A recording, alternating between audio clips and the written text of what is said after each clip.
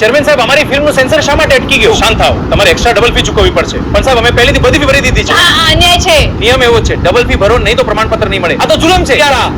બાકી શોનું અમે ડિઝલા બી હે, અમે ડબલ ફી ચૂકવીશું તો પણ મહિના બાદ સેન્સર સર્ટિફિકેટ મળે છે. હા સાહેબ, અમારી પ્રોડક્શન અટકી પડી છે અને ડબલ ફી નથી ભરતા તો 5 થી 6 મહિના હેરાન કરી સર્ટિફિકેટ મળે છે. હવે તો ત્રાસી ગયા છીએ સાહેબ. આ તો સહન કરવાની હદ થઈ ગઈ છે. ચેરમેન, મોટી સંખ્યામાં ગુજરાતી ફિલ્મો બને છે ને અહીં આવેલ દરેક પ્રોડ્યુસરને અહીં હેરાનગતિ થાય છે. હા, હું સમજુ છું, પણ તમે બધા એક સાથે આવ્યા છો કારણ કે અમારે એક સાથે ફિલ્મો રજૂ કરવાની છે, પણ પ્રોસેસ ખૂબ લાંબી છે. ઠીક છે, હું તપાસ કરું છું. ચેરમેન સાહેબ, અમોને ફિલ્મ જોયા બાદ પણ જે કટ આપો છો એ અમે સ્વીકારી આપીએ છીએ, તેમાં પણ ઓકે કરવા ટાઈમ બગાડો છો. અમે પ્રક્રિયા અનુસાર કામ કરીએ છીએ, પરંતુ હું તમારી વાત સમજુ છું. અમારો કટ ક્લિયર કરતા પણ તમો હાર્ડલી શીલ કરતા નથી. હવે તો અમોને ગુજરાતમાં સેન્સર ઓફિસની જરૂર લાગે છે.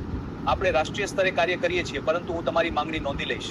સાહેબ, અમારી હવે ખૂબ ગુજરાતી ફિલ્મો હવે એટલી બધી બની રહી છે તો મુંબઈ સુધી અહીં સેન્સર બોર્ડમાં સેન્સર સર્ટિફિકેટ માટે દોડવું પડે છે. હા, બધી ફિલ્મો અહીં આવે છે, ખૂબ રાહ જોવી પડે. પણ આપણી ફિલ્મોની ગુણવત્તા સુધરી રીતે સારું છે. હા, પણ પ્રોસેસ ઝડપી. એક સૂચન છે આપને લેખિતમાં આપી. પહેલા સેન્સરનું કામ 15 દિવસમાં થઈ જતું, હવે ગુજરાતથી અહીં મહિનાઓ સુધી ધક્કા ખાવા પડે છે અને ઓફિસરો બહુ હેરાન કરે છે. સાચી વાત છે, આમ તો બહુ મુશ્કેલી પડે છે. આપણે આ સમસ્યા ઉપર ધ્યાન આપવું પડશે.